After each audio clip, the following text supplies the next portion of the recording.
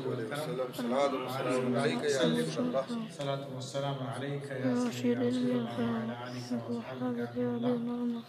ایک مرتبہ پھر اللہ تبارک و تعالیٰ نے مجھے موقع عطا فرمایا کہ میں آپ تمام حضرات کے سامنے ہوں، اور خاص طور پہ قبلہ مولانا حافظ صاحب دامت ظل العالی پچھلے سال بھی ہم شریک ہوئے۔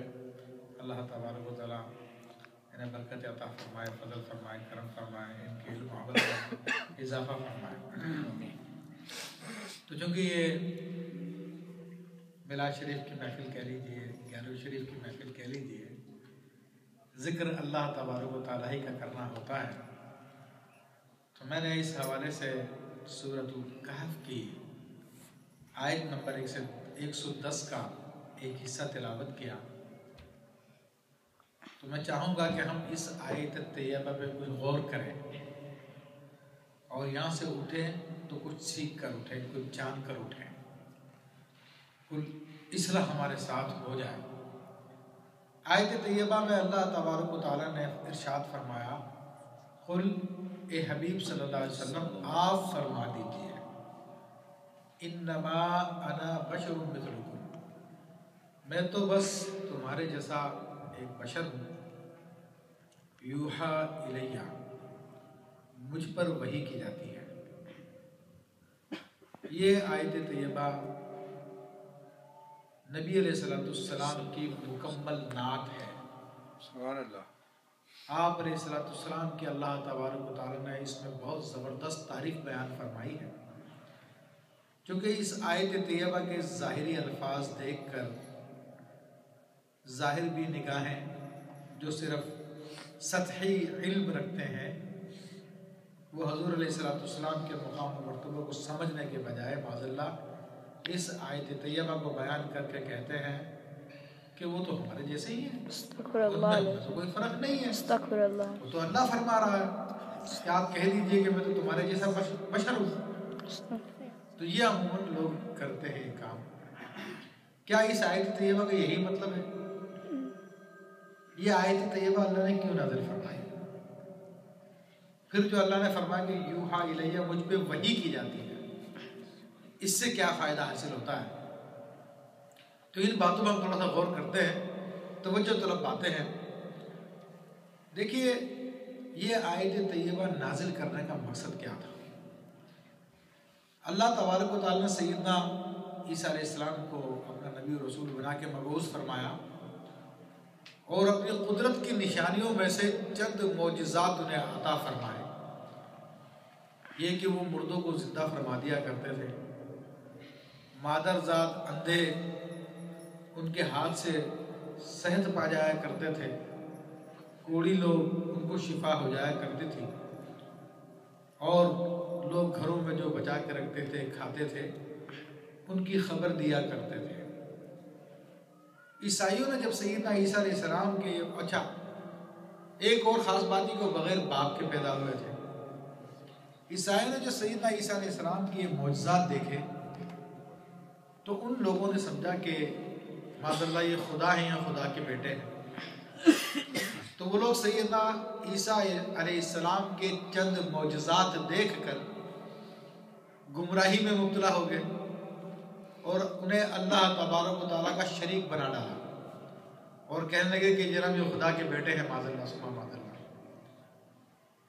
یہودیوں کو دیکھیے کہ اللہ تبارک و تعالیٰ نے سیدنا عزیر علیہ السلام کو وفات دی، اور 100 سال بعد ان کو دوبارہ زندہ فرمایا۔ تو اس معجزے کو دیکھ کر یہودیوں نے کہا کہ حضرت عزیر علیہ السلام خدا کے بیٹے ہیں۔ تو یہ ایک معجزہ دیکھا تو انہوں نے خدا کا بیٹا کہنا شروع کر دیا۔ کافروں نے کہا کہ فرشتے معاذ اللہ اللہ تعالیٰ کی بیٹیاں ہیں۔ ان کی کچھ باتیں، کیونکہ فرشتوں کو اللہ نے بہت طاقت عطا فرمائی ہے۔ اب خطرہ یہ تھا کہ نبی علیہ السلام کو تو اللہ تبارک و تعالیٰ نے وہ تمام معجزے عطا فرمائے جو گزشتہ تمام انبیاء کو عطا فرمائے تھے۔ آپ یہ دیکھیے سرکار دو عالم صلی اللہ علیہ وسلم کے معجزات کی کوئی حد نہیں۔ حضور علیہ السلام نے مردوں کو بھی زندہ فرمایا، سرکار دو عالم صلی اللہ علیہ وسلم نے مولا علی رضی اللہ تعالیٰ عنہ کے لیے سورج کو واپس پلٹا دیا. ان کی عصر کی نماز رہ گئی تھی تو انہوں نے عصر کی نماز ادا کی. کفار نے کہا کہ آپ اللہ کے نبی ہیں تو چاند کے 2 ٹکڑے کر کے دکھائیں. تو بخاری شریف کی حدیث ہے کہ نبی علیہ الصلوۃ والسلام نے اپنی انگشت مبارکہ سے چاند کی طرف اشارہ کیا تو چاند کے 2 ٹکڑے ہو گئے. اور حدیث شریف میں آتا ہے کہ 2 ٹکڑے ہو کر ایک ٹکڑا جبل ابو قبیس کے اس طرف چلا گیا اور ایک ٹکڑا اس طرف چلا گیا. پھر آپ نے ملایا تو واپس مل گیا. آپ علیہ الصلوۃ والسلام کے معجزات, آپ علیہ الصلوۃ والسلام کھانا تھوڑا ہے تو اس میں برکت کی دعا کرتے ہیں تو تھوڑا سا کھانا جو ہے کئی ہزار آدمی کھا لیتے ہیں. جب پانی نہیں ملتا تو اپنی انگشت ہائے مبارکہ سے پانی کے چشمے جاری فرما دیتے ہیں. سوکھا کنواں ہے, اپنا لعاب دہن ڈالتے ہیں تو کنویں سے پانی ابلنا شروع کر دیتا ہے. کیا کیا اللہ تبارک و تعالیٰ نے اپنے حبیب علیہ السلام کو معجزات عطا فرمائے. احد پہاڑ آپ کی محبت میں جھوما کرتا تھا.